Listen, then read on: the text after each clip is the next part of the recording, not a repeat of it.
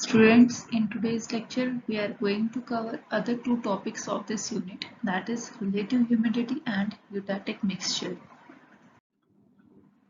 Relative humidity. Relative humidity is the measure of the amount of water in air as compared to the maximum amount of water the air can absorb at the same temperature and it is expressed as percentage. तो relative humidity का मतलब क्या है कि कितना आपका moisture या water air में प्रेजेंट है एट अ पर्टिकुलर टेम्परेचर और उसी टेम्परेचर पे एयर की कितनी टेंडेंसी है वाटर को और एब्सॉर्ब करने की। तो इनका जो रेशियो होगा that will be the relative humidity. So it can be written as relative humidity is equal to actual vapour density, means कि एक्चुअल में कितना वाटर या कितना मॉइस्चर एयर में प्रेजेंट है divided by saturation vapour density, means कि कितना tendency है एयर की वाटर को एब्सॉर्ब करने की ताकि वो सैचुरेशन लेवल पे आ जाए, ताकि वो प्रॉपरली सैचुरेट हो जाए मॉइस्चर से एट सेम टेम्परेचर इनटू 100. तो that is the relative humidity. Now we can further explain it by taking this example. Suppose यहाँ पे हम एक स्पॉन्ज के एग्जांपल लेते हैं. तो सबसे पहले यहाँ जो स्पॉन्ज है इसमें आप देख सकते हो जिसका कि वॉल्यूम सबसे ज्यादा है इसमें.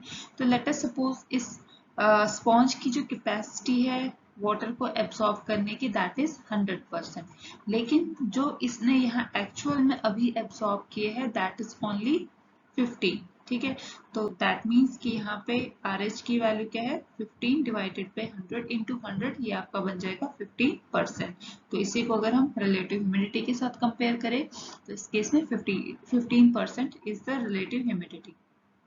नाउ अगर हम ये वाला स्पॉन्ज देखें जिसका वॉल्यूम कम है as compare to this sponge, and let us suppose कि ये जो स्पॉन्ज है इसकी जो टेंडेंसी है, इसकी जो कैपेसिटी है वाटर को एब्सॉर्ब करने की दैट इज 80 ml. ठीक है, बट 80 ml की जगह इसने जो वाटर यहाँ पे एब्सॉर्ब किया है दैट इज ओनली 14.5. ठीक है, तो अब 14.5 को अगर हम 80 से डिवाइड करें इंटू 100 तो जो वैल्यू आएगी दैट विल बी 18%. तो मीन्स यहाँ पे जो RH की वैल्यू है दैट इज 18%. अब इसी तरह से यहाँ पे थर्ड स्पॉन्ज है हमारा. तो लेट अस सपोज कि इसके केस में अगेन इसका वॉल्यूम कम है as compare to these two sponges. तो सपोज कि इस स्पॉन्ज की जो टेंडेंसी है वाटर को एब्सॉर्ब करने की दैट इज 60 ml, लेकिन इस स्पॉन्ज ने जो वाटर यहाँ पे एक्चुअल में एब्सॉर्ब किया है दैट इज ओनली अराउंड 15.6. ठीक है, उस 15.6 को अगर आप 60 से डिवाइड करो इंटू 100 करो तो that will be the 26%. Means कि यहाँ पे रिलेटिव ह्यूमिडिटी अगर इसको कंपेयर करें तो RH की वैल्यू 26% है. इसी तरह से स्पॉन्ज में भी हम 69% की वैल्यू निकालेंगे. और यहाँ पे हमारे पास लास्ट एक स्पॉन्ज है, इसमें क्या है कि अगर हम सपोज करें कि इसकी जो टेंडेंसी है वाटर को एब्सॉर्ब करने की दैट इज 20 ml और इसने टोटल 20 ml ही एब्सॉर्ब किए है यहाँ पे. तो दैट मीन्स इस केस में जो रिलेटिव ह्यूमिडिटी है दैट इज 100%. तो similar thing happens with the atmosphere. यहाँ अगर हम एयर की बात करें तो उसमें भी हम रिलेटिव ह्यूमिडिटी के लिए हम यही कॉन्सेप्ट यूज कर सकते हैं. Now in relative humidity along with amount of moisture the relative humidity of air is dependent on the temperature. तो रिलेटिव ह्यूमिडिटी में जो RH की वैल्यू है मीन्स रिलेटिव ह्यूमिडिटी की जो वैल्यू है वो मॉइस्चर पे तो डिपेंड करता ही करता है, बट और किस फैक्टर पे डिपेंड करेगा, इट इज द टेम्परेचर. तो टेम्परेचर भी RH वैल्यू को इन्फ्लुएंस करता है. कैसे, अब हम इसमें लाइक एग्जांपल लेंगे कि जो आपका लाइक एयर है उसकी सपोज जो एबिलिटी है वाटर को इनटेक करने की, एब्सॉर्ब करने की दैट इज 50. ठीक है, और हम एज्यूम करते हैं कि एक्चुअल में जो मॉइस्चर एयर है उसमें आपका 50 ही प्रेजेंट है, मींस कि जो एयर है that is saturated with water. ठीक है, तो इस केस में अगर हम RH की वैल्यू देखें तो उसकी RH की वैल्यू कितनी आएगी, इसको अगर हम 100 से मल्टीप्लाई करेंगे तो RH की वैल्यू जो है इट विल बी 100%. ठीक है, नाउ अगर अब हम क्या करेंगे, ये जो अब हमने यहाँ पे एज्यूम किया कि ये जो यहाँ पे 50/50 इंटू 100 हमने लिया, that is at 30 degree Celsius, ठीक है, इस पर्टिकुलर टेम्परेचर की वैल्यू पे। अब हमने क्या किया, टेम्परेचर को इंक्रीज किया। लेट अस सपोज अब जो हम टेम्परेचर जो हमने इंक्रीज किया दैट इज 45, ठीक है। तो अब जब हम टेम्परेचर इंक्रीज करते हैं, टेम्परेचर इंक्रीज करने से क्या होगा कि जो भी वाटर एयर में प्रेजेंट है उसकी सॉल्युबिलिटी बढ़ जाएगी। तो जब उसकी सॉल्युबलाइजेशन ज्यादा होगी तो दैट मीन्स कि एयर की इनटेक कैपेसिटी जो है वो भी बढ़ जाएगी। मीन्स कि टेम्परेचर बढ़ाने से क्या होगा कि जो एयर जो है उसकी एबिलिटी बढ़ जाएगी और उसकी टेंडेंसी ज्यादा होगी कि वो और ज्यादा मॉइस्चर को एब्सॉर्ब कर सकता है। तो दैट मीन्स कि अब हमने ये देखा कि जहां पहले 30 पे एयर की एबिलिटी थी 50 को एब्सॉर्ब करने की, बट टेम्परेचर बढ़ाने से अब जो उसकी टेंडेंसी है वाटर को एब्सॉर्ब करने की दैट इज 50। लेकिन आपका एयर में कितना प्रेजेंट है मॉइस्चर, दैट इज 50 हमने कहा, ठीक है।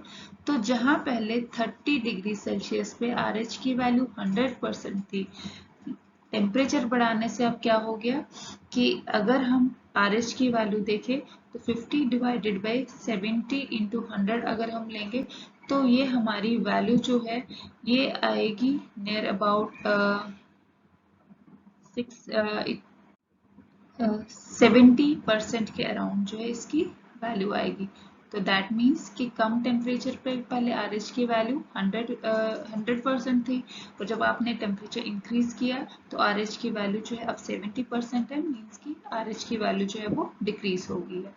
अब इसी तरह से अगर हम एज्यूम करते हैं कि आपका जो एयर है उसमें जो उसकी जो इनटेक कैपेसिटी है अगेन इट इज 50, ठीक है। हम सेम टेम्परेचर लेते हैं दैट इज 30 डिग्री सेल्सियस, ठीक है। तो 30 पे इसका एब्सॉर्ब करने की टेंडेंसी 50 है, बट इस कंडीशन पे हम क्या कहेंगे कि हम एज्यूम करते हैं कि अब एयर में कितना मॉइस्चर प्रेजेंट है दैट इज 30, ठीक है। तो जब यहाँ पे 30 प्रेजेंट होगा तो जो रिलेटिव ह्यूमिडिटी होगी यहाँ पे इट विल बी अराउंड 60। अगर हम इसको 100 से मल्टीप्लाई करें तो हमारे पास आरएच की वैल्यू जो है वो 60 होगी। अब अगर हम ये टेम्परेचर को डिक्रीज करते हैं तो टेम्परेचर को जब हम डिक्रीज करेंगे, अब पहले क्या हो रहा था, टेम्परेचर इंक्रीज करने से एयर की एबिलिटी बढ़ रही थी मॉइस्चर को और एब्सॉर्ब करने की। अब अगर हम टेम्परेचर को डिक्रीज करेंगे तो दैट मीन्स कि एयर जो है उसकी एबिलिटी कम होगी मॉइस्चर को एब्सॉर्ब करने की, ठीक है, क्योंकि वाटर जो मॉइस्चर में प्रेजेंट है उसकी सॉल्युबिलिटी कम हो रही है।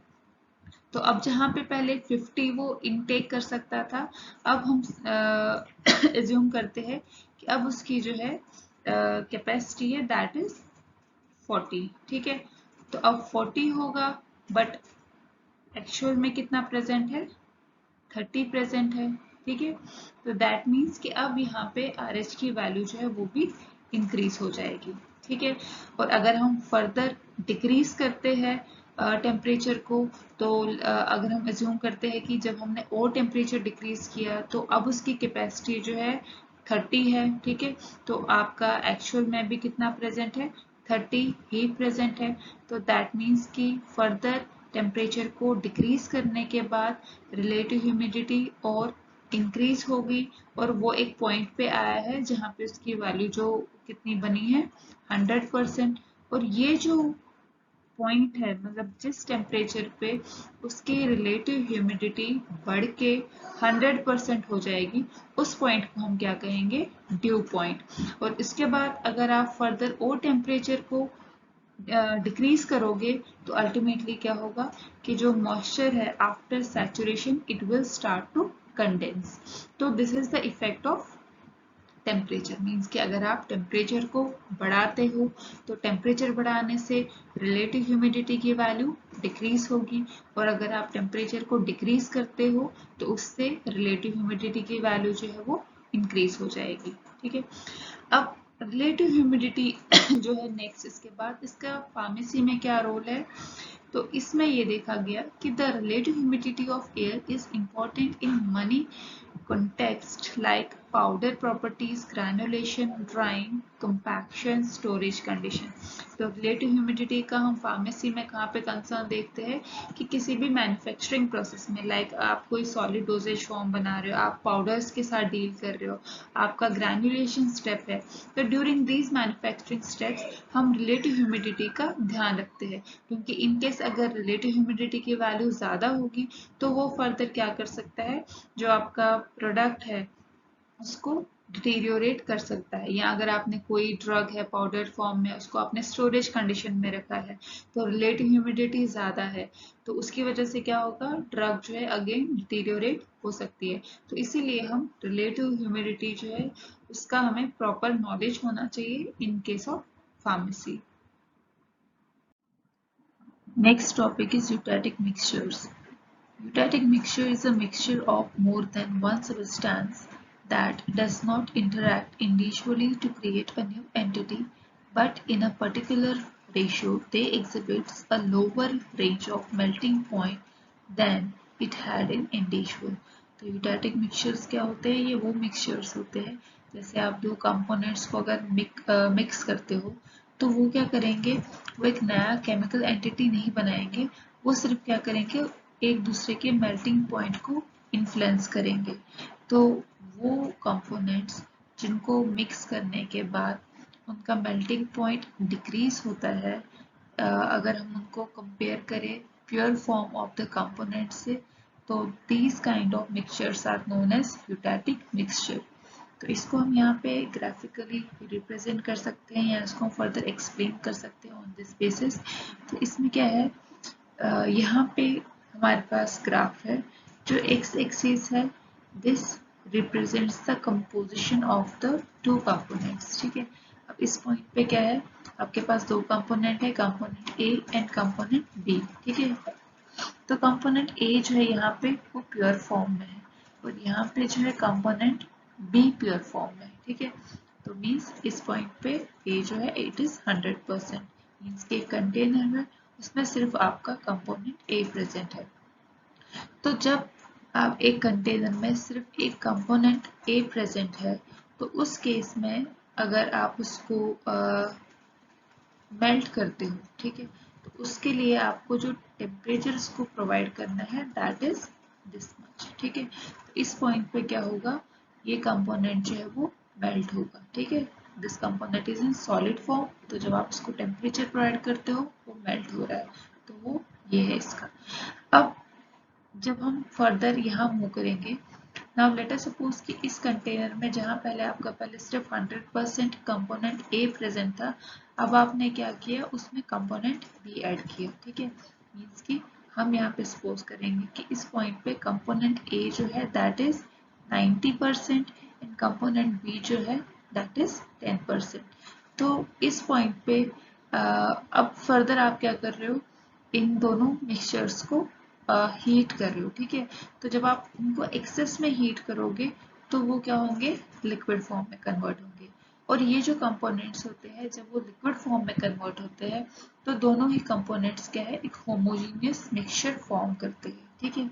ये मिक्सेबल हो जाते हैं एक दूसरे के साथ। तो अब हम सपोज करते हैं कि यहाँ पे जब हमने कंपोनेंट ए के साथ 10% कंपोनेंट बी मिक्स किया, तो जब आपने इसको हीट किया वो लिक्विड फॉर्म में कन्वर्ट हुआ। फिर उसके बाद जब आपने इस लिक्विड फॉर्म को सॉलिड फॉर्म में कन्वर्ट करने की कोशिश की, आपने क्या किया, टेम्परेचर को डिक्रीज किया, ठीक है। तो जब आप इस टेम्परेचर को डिक्रीज कर रहे हो तो अब यहाँ पे इसमें आपका कंपोनेंट ए प्रेजेंट था, तो अगर वैसे देखा जाए कि जो कंपोनेंट ए है उसका मेल्टिंग पॉइंट क्या है, ये है। तो हम ये कंपोजिशन की बात करते हैं, इस पॉइंट पे हमने देखा कि जो कंपोनेंट ए था वो अभी भी लिक्विड फॉर्म में ही है, मींस कि अभी वो मेल्ट नहीं हुआ। तो आपने क्या किया, फर्दर टेम्परेचर को डिक्रीज किया अप टू दिस पॉइंट। तो इस पॉइंट पे आपने क्या देखा कि जो आपका ए कंपोनेंट है अब वो किस में कन्वर्ट हो गया, सॉलिड स्टेट में कन्वर्ट होना शुरू हो जाएगा।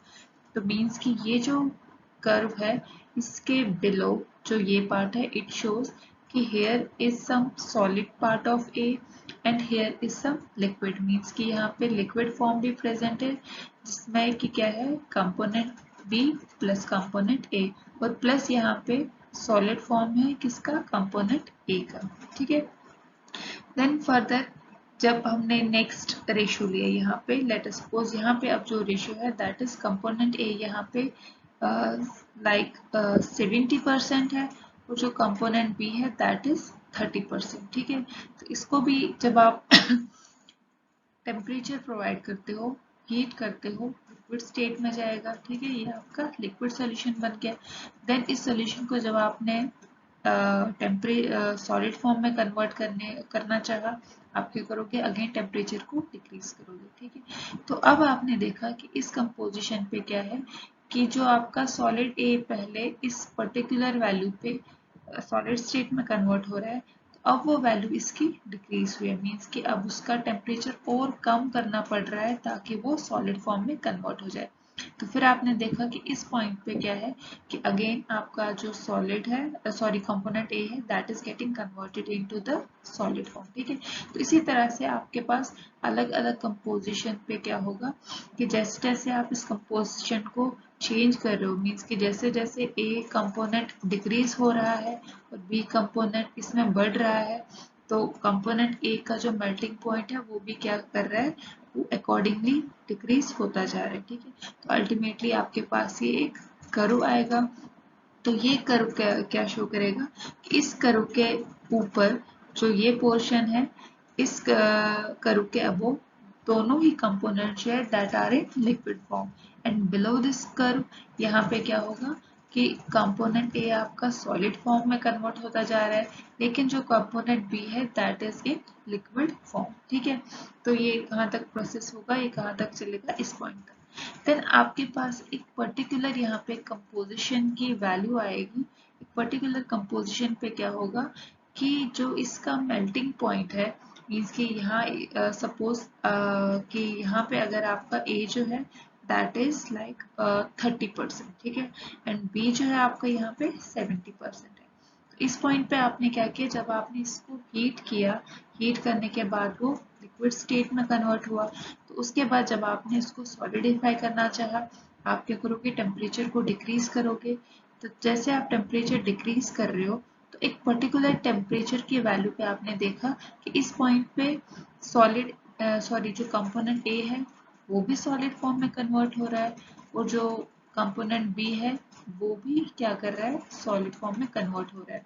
अगर आपने ये पॉइंट देखो, यहाँ पे क्या हो रहा था, सिर्फ आपका कंपोनेंट ए जो है वो सॉलिडिफाई हो रहा था, जबकि बी यहाँ पे सॉलिडिफाई नहीं हो रहा था। लेकिन अब ये जो पॉइंट आपके पास आया है, ये जो टेम्परेचर आया है, यहाँ पे अब क्या हो रहा है, कंपोनेंट ए भी सॉलिडिफाई हो रहा है और कंपोनेंट बी भी सॉलिडिफाई हो रहा है। तो ये जो पर्टिकुलर टेम्परेचर है इसको हम क्या कहेंगे, इट इज अ यूटैटिक टेम्परेचर। और इस टेम्परेचर पे और इसके कॉरस्पॉन्डिंग जो ये कंपोजिशन है कंपोनेंट ए और कंपोनेंट बी की, तो उस मिक्सचर को हम यहाँ पे क्या कहेंगे, it is a eutectic mixture. तो जनरली जो अगर हम फार्मेसी की बात करें, हमारे पास कई सारे ऐसे प्रोडक्ट्स है या ऐसे कई पाउडर्स है या जिनमें कि क्या है, यूटैटिक मिक्सचर वो फॉर्म करती है। जैसे कि इसका एग्जांपल जो है दैट इज लाइक मेंथॉल हो गया, कैम्फर, सेलॉल और फिनोल। तो ये अगर कंबाइन होते हैं तो ये क्या करते हैं, एक दूसरे के मेल्टिंग पॉइंट को इन्फ्लुएंस करते हैं, उनके मेल्टिंग पॉइंट को डिक्रीज करते हैं। तो इस टाइप के कंपोनेंट्स इस टाइप के मिक्सचर्स को हम क्या कहेंगे, दीज आर द यूटैटिक मिक्सचर्स। और जो यूटैटिक पॉइंट है वो क्या होगा, मिनिमम मेल्टिंग पॉइंट होगा, जो कि कम होगा as compare to the individual component, ठीक है। क्योंकि जैसे ये अगर आप यहाँ पे देखो temperature, it is less than the melting point of pure form of this solid A, and again this temperature अगर हम कंपोनेंट बी को ले तो ये इसका मिनिमम मेल्टिंग पॉइंट है as compare to the pure form of this component B, ठीक है। तो इसको हम क्या कहेंगे, eutectic temperature. Now after this if we want to see कि जो ये यूटैटिक मिक्सचर है इसका फार्मेसी में क्या सिग्निफिकेंस है, तो इसमें क्या है कि कई बार in pharmaceutical practice The eutectic mixtures are difficult to dispense in the form of powder. तो जो ऐसे कंपाउंड्स होते हैं जो कि क्या करते हैं, यूटैटिक मिक्सचर बनाते हैं। तो अगर जैसे आपके पास कंपाउंड ए है, कंपाउंड बी है, जब आप उनको मिक्स कर रहे हो डायरेक्टली, तो वो क्या कर रहे हैं, मेल्टिंग पॉइंट डिक्रीज कर रहे हैं एक दूसरे का, जिसकी वजह से वो क्या हो रहे हैं, वो लिक्विफाई हो रहे हैं। तो लिक्विफिकेशन हो रही है उसमें। तो हम इस टाइप के कंपाउंड्स को, इस टाइप के प्रोडक्ट्स को हम इजीली हैंडल नहीं कर पाते। तो इनकेस अगर आपके पास इस तरह के कंपाउंड्स हो, उनको हम कैसे हैंडल करते हैं, हम क्या करेंगे, जो आपका कंपाउंड ए है, जो आपका सॉलिड ए है, उसको आप सेपरेटली किसी इनर्ट डाइल्यूएंट के साथ मिक्स करो, और जो सॉलिड बी है उसको अलग से किसी इनर्ट जो डाइल्यूएंट है उसके साथ मिक्स करो। After that mixing this solids with the inert diluent, फिर उसके बाद फर्दर आप इन दोनों को मिक्स करो। मीन्स कि इसमें हम क्या करेंगे, डायरेक्टली ए और बी को मिक्स नहीं करेंगे, ए को सेपरेटली पहले इनर्ट का जो डाइल्यूएंट है उसके साथ मिक्स करेंगे, और बी को सेपरेटली पहले इनर्ट डाइल्यूएंट के साथ मिक्स करें, ताकि जब आप ए और बी को फिर मिक्स करो, वो उसमें क्या हो, कोई यूटैटिक मिक्सचर फॉर्म ना हो। तो इस तरह से हम उसकी हैंडलिंग कर सकते हैं। And second thing is that the phenomena of eutatic formation has also been used in pharmaceutical practice to improve the dissolution behavior of certain drugs. तो इस तरह से क्या होगा, क्योंकि अब कई बार जो ड्रग्स है, जैसे मैंने आपको कहा कि उनकी एब्जॉर्प्शन जो है, उनका जो डिसोल्यूशन है, that is affected by the melting point. Melting point कम होगा, उनका डिसोल्यूशन ज़्यादा होगा। तो ये जो यूटैटिक फॉर्मेशन फिनोमेना है, इसको हम अप्लाई कर सकते हैं किसी ड्रग की डिसोल्यूशन को इम्प्रूव करने के लिए। जैसे इसमें जो एग्जांपल है, that is of aspirin and acetaminophen. तो अगर हम इनको 37% और 63% के कंपोजिशन में ले, then it will form a eutectic mixture, जिससे इसका जो है मेल्टिंग पॉइंट कम होगा एट दिस पॉइंट, और फर्दर इसका डिसोल्यूशन जो है वो भी इम्प्रूव हो जाएगा। Second example is urea and acetaminophen. तो उसका जो रेशियो, दैट इज जो कंपोजिशन है, that is 46% of urea and 54% of acetaminophen. तो ये अगर हम इस परसेंटेज में इनको मिक्स करेंगे, तो उससे क्या होगा, इनका मेल्टिंग पॉइंट डिक्रीज होगा, फर्दर डिसोल्यूशन उनका इंक्रीज होगा। सिमिलरली जो थर्ड एग्जाम्पल है, that is of griseofulvin and succinic acid. तो इस तरह से जो है हम रोल देख सकते हैं कि यूटैटिक मिक्सचर का क्या है फार्मेसी में।